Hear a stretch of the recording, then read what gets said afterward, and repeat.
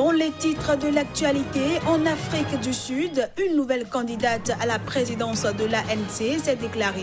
Il s'agit de Lindiwe Sissoulou, la ministre du Logement. Au Congo-Brazzaville, les élections législatives du 16 juillet dernier, reportées dans les circonscriptions de Kélé et Kingoué, en raison de troubles d'ordre divers, sont à nouveau organisées ce lundi. Et puis 9 migrants clandestins ont trouvé la mort et 30 autres ont été blessés ce dimanche dans une remorque de camions surchauffés garée sur un parking de San Antonio, près de la frontière mexicaine. Voilà pour le sommaire. À toutes et à tous, bonjour. En Afrique du Sud, une nouvelle candidate à la présidence de l'ANC s'est déclarée. Il s'agit de Lindiwe Sissoulou, la ministre du Logement. Jusque-là, la seule femme en lice était Nkosa Zana Dlamini Zuma, l'ex-épouse de Jacob Zuma et ancienne présidente de la Commission de l'Union africaine.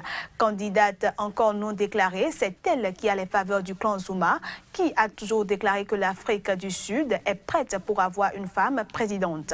Lindiwe Sissoulou a lancé son manifeste de campagne ce week-end à Soweto, sur la place qui porte le nom de son père, Walter Sissoulou, une grande figure de l'ANC et de la lutte contre l'apartheid. Ce début de campagne très offensif a néanmoins été terni par une polémique, puisque l'opposition accuse Lindiwe Sissoulou d'avoir utilisé des fonds de son ministère pour acheter des cadeaux à certains collaborateurs.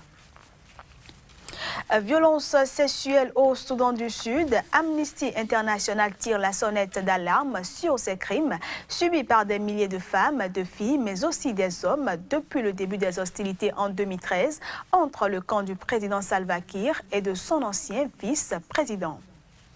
L'ONG de défense des droits de l'homme, Amnesty International, dans un nouveau rapport rendu public ce lundi, décrit l'état de détresse vécu par les victimes des violences sexuelles au Soudan du Sud. Le caractère ethnique et politique des actes est dénoncé et un appel est lancé pour qu'il soit mis fin à ces agressions qui se déroulent en toute impunité. Intitulé « Do not remain silent », le document est très accablant pour les camps qui s'affrontent au Soudan du Sud. Les chercheurs d'Amnesty International, auteurs du dit rapport, se sont entretenus pendant des mois avec quelques 170 victimes de ces violences, dont une vingtaine d'hommes. Femmes comme hommes, certains ont été violés, d'autres castrés. Et dans un cas particulièrement sordide que décrit ce rapport, des soldats gouvernementaux auraient inséré de l'herbe dans le rectum d'un jeune homme. Puis, ils y ont mis du feu et l'ont regardé brûler vif. À en croire les enquêteurs, nombre de ces victimes ont été ciblées en raison de leur appartenance ethnique, souvent confondue à une allégeance politique. Amnesty International, qui parle de crimes sexuels prémédités commis à grande échelle, dénonce l'impunité dont jouissent leurs auteurs jusqu'à ce jour. Je le disais en titre, reporté le 16 juillet dernier dans les circonscriptions de Kélé, dans la cuvette ouest, et Kingoué dans la Bouanza, en raison de troubles d'ordre divers, les élections législatives sont à nouveau organisées ce lundi dans ces localités. Ce sont un peu plus de 7000 électeurs qui sont attendus pour ce scrutin. À Kélé, ces élections vont se tenir avec un candidat de moins. En effet, Grégoire Lefouba, actuellement conseiller à la primature, a décidé de jeter l'éponge, selon un communiqué de son équipe de campagne. Un candidat du Parti congolais du travail et 4 indépendants restent donc en lice à Kélé. Il en est de même à Kingoué, où 6 candidats, dont un du PCT, vont solliciter les suffrages auprès d'environ 5000 votants. Hors du continent africain, le Venezuela entame ce lundi une semaine décisive dans la crise que traverse le pays. L'opposition multiplie les initiatives pour tenter de bloquer l'élection de l'Assemblée constituante prévue le 30 juillet prochain, un projet du président Nicolas Maduro. À 2 jours de l'élection des 545 membres de l'Assemblée censée réécrire la Constitution, la tension ne faiblit pas au Venezuela. L'opposition a appelé dimanche au boycott de l'élection de l'Assemblée constituante et réitéré son appel à une grève de 48 heures mercredi et jeudi et à un grand défilé à Caracas vendredi. L'opposition considère que les modalités prévues pour l'élection des membres de l'Assemblée ne sont pas équitables et favorisent le camp chaviste. Et quelques 70% des Vénézuéliens sont opposés au projet d'Assemblée constituante selon l'Institut de sondage Data-Analysis. L'opposition a lancé vendredi une autre initiative contre le pouvoir en élisant une Cour suprême parallèle. Mais rien n'émousse l'ardeur de Nicolas Maduro. Le président vénézuélien a annoncé dimanche une sévère répression contre les membres de la Cour suprême parallèle créée par l'opposition. Le chef de l'État a promis les envoyer en prison et de placer leurs biens sous séquestre. Il a réaffirmé sa détermination, sommant l'opposition de respecter le droit du peuple à voter librement et sans violence. L'autorité a une nouvelle fois accusé les États-Unis d'être derrière la crise vénézuélienne. Depuis le début de la vague de manifestations, 103 personnes ont été tuées et des milliers blessés, ainsi que des centaines d'arrestations. 9 migrants clandestins ont trouvé la mort et 30 autres ont été blessés ce dimanche dans une remorque de camions surchauffés garée sur un parking de San Antonio dans l'État de Texas. Le drame se déroule près de la frontière mexicaine, ont annoncé les autorités. Les détails. San Antonio est à 2 heures de route de la frontière avec le Mexique et le temps était particulièrement chaud et sec ces derniers jours dans la région. 9 migrants clandestins ont trouvé la mort et 30 autres ont été blessés dimanche dans une remorque de camions surchauffés garée sur un parking de San Antonio dans l'État de Texas. Les blessés, dont 17 grièvement, ont été hospitalisés, certains dans un état extrêmement critique, souffrant de coups de chaleur et de déshydratation, ont précisé le chef de la police locale, William McManus, et les pompiers.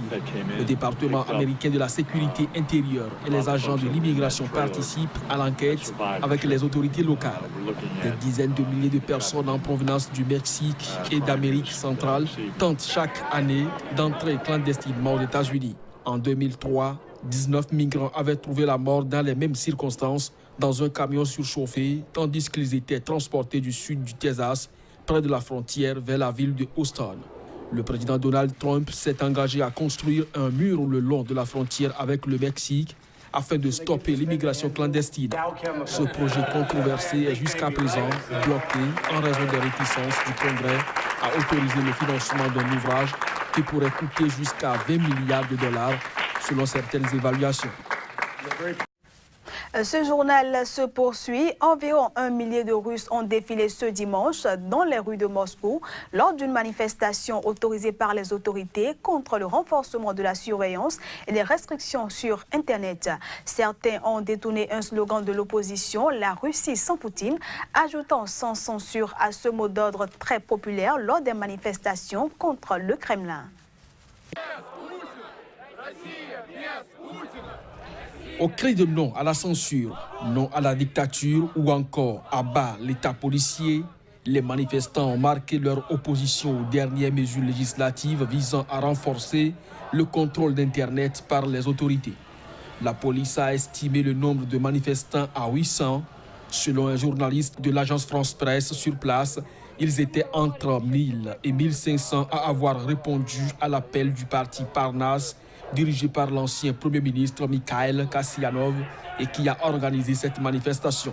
Le net russe, très utilisé par l'opposition, connaît ces dernières années un tour de vis des autorités et la tendance se renforce actuellement sur fond de lutte antiterroriste.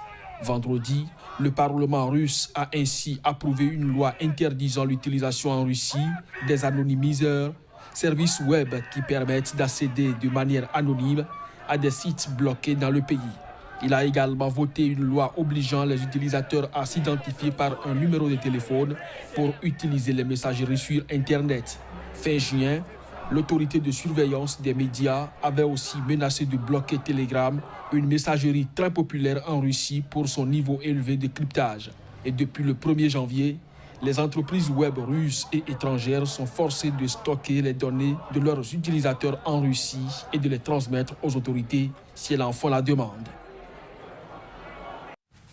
Après une flambée de violences meurtrières engendrées par les nouvelles mesures de sécurité sur l'esplanade des mosquées à Jérusalem, Israël était sous pression ce dimanche. Ceci, tandis qu'une fusillade dans son ambassade à Amman suscitait davantage d'inquiétudes sur le risque d'un débordement au-delà des territoires palestiniens. 8 personnes sont mortes dans une flambée de violence engendrée par les nouvelles mesures de sécurité sur l'esplanade des mosquées à Jérusalem. En effet, les tensions ont commencé après l'installation il y a une semaine par Israël de détecteurs de métaux aux entrées de l'esplanade des mosquées à la suite d'une attaque contre des policiers israéliens le 14 juillet dernier. Et pour cause, les Palestiniens craignent qu'Israël ne cherche à remettre en cause le statu quo en vigueur depuis plusieurs décennies sur ce site ultra sensible. Depuis l'installation des portiques de sécurité, les Palestiniens ont boycotté le site, priant en dehors, et les violences entre manifestants et forces israéliennes ont été quotidiennes. À la suite de ces tensions, les autorités israéliennes étaient sous pression ce dimanche. Des responsables israéliens se disent même ouverts à une modification du dispositif mis en place aux entrées du 3e lieu saint de l'islam dans la vieille ville à l'origine des violences. Les entrées de l'esplanade sont contrôlées par Israël, qui l'appelle Mont du Temple, mais elle est gérée par la Jordanie. Les musulmans peuvent y aller à toute heure. Les Juifs, quant à eux, ne peuvent y pénétrer qu'à certaines heures et n'ont pas le droit d'y prier. Les autorités israéliennes assurent qu'elles n'ont pas l'intention de modifier ces règles tacites. Pour finir cette édition, au moins 24 morts et plus de 40 blessés. C'est le bilan d'une explosion de voitures piégées survenue ce lundi dans l'ouest de Kaboul, en Afghanistan. Les images.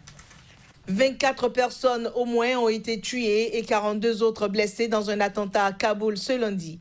En effet, une voiture piégée s'est jetée contre un autobus transportant des employés du ministère des Mines, d'après le ministère de l'Intérieur.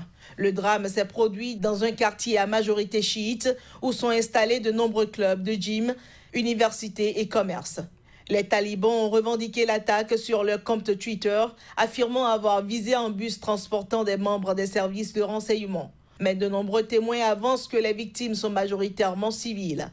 La communauté Hazara, minorité chiite de quelques 3 millions d'habitants, commémore ce 24 juillet le premier anniversaire d'un attentat contre une manifestation de son mouvement Lumière qui avait fait 84 morts et plus de 300 blessés au cœur de Kaboul le 23 juillet 2016. Le porte-parole de la présidence a annoncé ce lundi que les talibans ont encore attaqué dimanche un hôpital dans un district reculé de la province de Ghor, tuant 35 personnes.